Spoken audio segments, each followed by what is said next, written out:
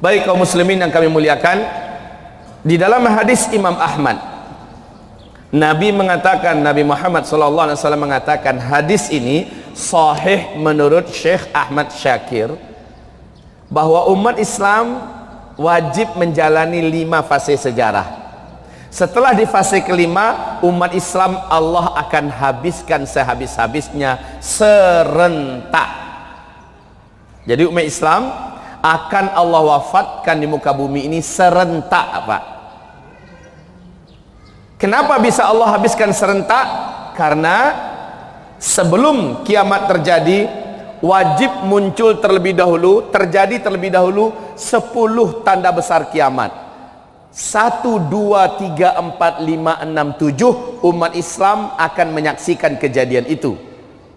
8, 9, 10-nya umat Islam sudah tidak ada dan tidak akan pernah menyaksikannya. Maknanya umat Islam berakhir di tanda besar kiamat yang ke-7. Ya. Tanda besar kiamat yang ke-7 adalah Allah wafatkan umat Islam berkat bertiupnya angin lembut nan sejuk berbau wangi kesturi dari timur, kata Rasulullah di hadis yang lain dari Yaman.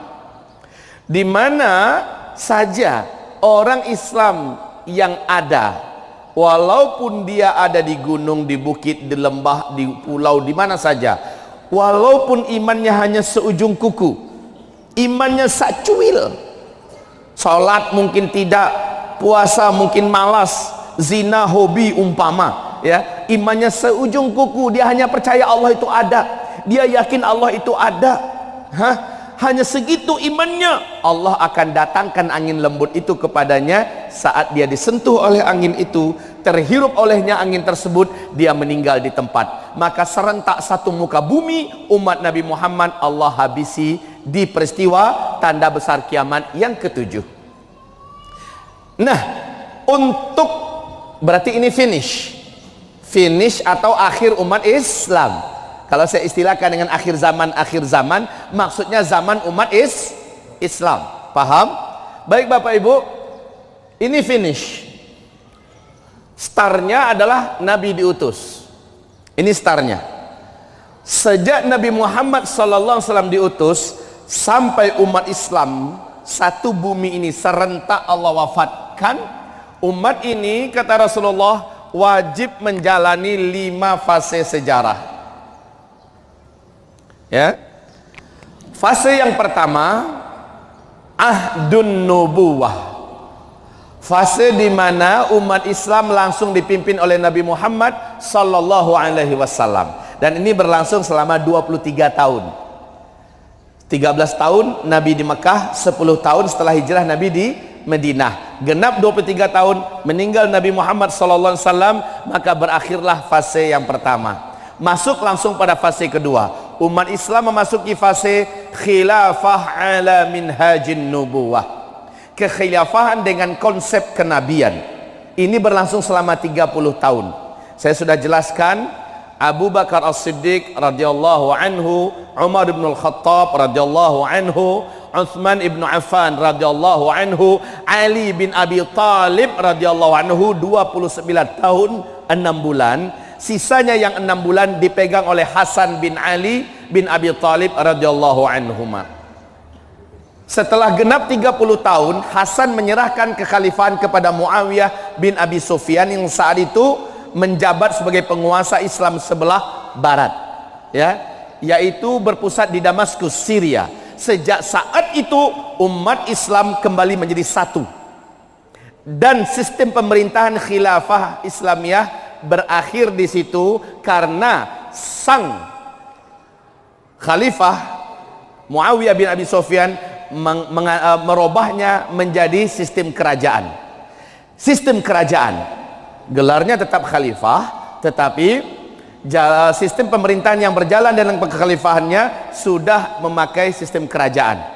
Jadi beliau meninggal digantikan langsung oleh ahli warisnya. Begitulah turun temurun, ya. Ini paling lama. Sistem kerajaan ini berlangsung selama 1227 tahun. Diisi oleh 3 dinasti. Dinasti Bani Amawiyah atau Umayyah Yang kedua dinasti Bani Abbasiyah, dan yang ketiga dinasti Bani Utsmaniyah. Sepakat para ahli sejarah ini juga telah berakhir, yaitu dengan tumbangnya Khilafah Islamiyah Al-Utsmaniyah di Turki pada tanggal 3 bulan Maret tahun 1924 oleh Mustafa Kemal Pasha. Lalu umat Islam masuk pada fase keempat. Fase keempat ini ibaratullah, ini adalah fase kegelapan untuk umat Islam dan Islam. Fase yang paling berat pada fase keempat ini, umat Islam jadi pecundang dan bulan-bulanan. Islam dilumpuhkan, diserang. Umat Islam dihinakan, diinjak-injak. Al-Quran tidak berharga. Masjid-masjid kehormatan kaum wanita, nyawa bahkan sekalipun dari umat Islam tidak dianggap. Pembantaian yang terjadi di hari ini pada kaum muslimin di Syria, di Palestina, di Yaman dan lain-lainnya, yang jadi korban adalah umat Islam dan nggak dianggap. Inilah yang terjadi pada fase keempat. Kemudian kaum muslimin yang kami muliakan, fase keempat ini pasti berakhir. Maaf, di fase keempat ini akan terjadi 4 tanda besar kiamat sebagai penutup fase. Betapa beratnya ujian pada fase kita sekarang. Di sini akan muncul, akan terjadi dukhon, tanda besar kiamat yang pertama. Lalu kemudian Dajjal, jaraknya paling lama hanya 3 tahunan. Kemudian setelah Dajjal 1 tahun 2 bulan 2 minggu, muncullah tanda besar kiamat yang ketiga, yaitu tanda besar kiamat yang ketiga, Nabi Isa Allah turunkan, Dajjal dibunuh. Kemudian setelah itu dihabisi seluruh orang Yahudi yang ada di muka bumi ini. Setelah itu Allah datangkan tanda besar kiamat yang keempat, sekaligus sebagai penutup fase keempat. Ya'juj Ma'juj lepas. Hampir satu muka bumi ini dipenuhi oleh pasukan Ya'juj dan Ma'juj, membantai, membunuh. Kalau ini bahayanya, Dajjal mengarah kepada pemurtadan dan mengkafirkan umat manusia sebanyak-banyaknya. Kalau ini menghabisi jumlah manusia sebanyak-banyaknya. Kemudian di fase kelima, masuk fase kelima, ini fase-fase aman. Khilafah Islamiyah kembali tegak di muka bumi. Kalau fase keempat, fase kediktatoran, dan yang kelima, Khilafah ala minhajun nubuwah. Tapi fase ini tidak lama kata Nabi, 7, 8 atau 9 tahun saja. Pada fase ini kalian betul-betul dalam masa-masa yang sangat nyaman hidup di dunia. Orang hidup di dunia bagaikan dalam surga, Pak. Tidak ada kejahatan, tidak ada peperangan, tidak ada perampokan, pemerkosaan, tidak ada bentuk kriminal apapun, dan tidak ada kezaliman sedikit pun. Harta kekayaan melimpah ruah, Arab menjadi hijau kembali. Jumlah laki-laki dengan wanita pada fase kelima ini, jumlah laki-laki dengan wanita pada fase kelima ini 1:50. Jangan berpikir poligami, karena yang berpikir poligami insya Allah udah meninggal duluan. Orang akan sibuk pada fase kelima ini untuk memperbanyak amal, berlomba-lomba memperbanyak amal soleh. Bahkan wanita-wanita pun pada fase kelima sudah nggak kepikir lagi ingin menambah keturunan, menambah suami, ingin bersuami. Bagi para janda-janda, kan banyak janda-janda nanti. Kaum muslimin,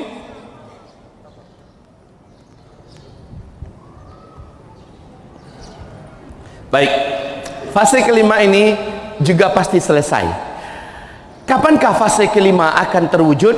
Malam tadi sudah kami sampaikan, kapan terwujudnya Allahu a'lam. Tapi menurut analisa intelijen Amerika Serikat dan intelijen Rusia, intelijen Amerika Serikat CIA yang berpusat di Amerika Serikat mengatakan, pernyataan ini mereka rilis di koran paling bergengsi ya di Amerika, New York Times, di majalah paling bergengsi di Amerika Serikat, New York Times. Apa menurut CIA? Khilafah Islamiyah akan kembali menggenggam dunia ke depan pada tahun 2020. Ini menurut CIA Amerika Serikat. Kalau menurut KGB Rusia, 2025 Khilafah Islamiyah sedang ranum-ranumnya, sedang jaya-jayanya. Pernyataan orang kafir timur dan barat ini, para intelijennya, tentu saja bukan untuk kita jadikan sebagai akidah kita. 2020 khilafah tegak.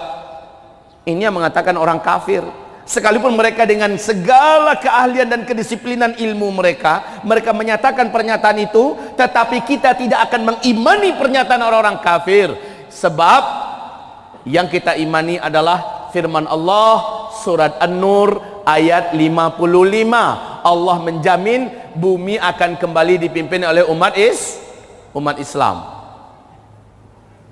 Kemudian kaum muslimin juga dalam hadis ini, di fase kelima khilafah Islamiyah akan kembali memimpin dunia.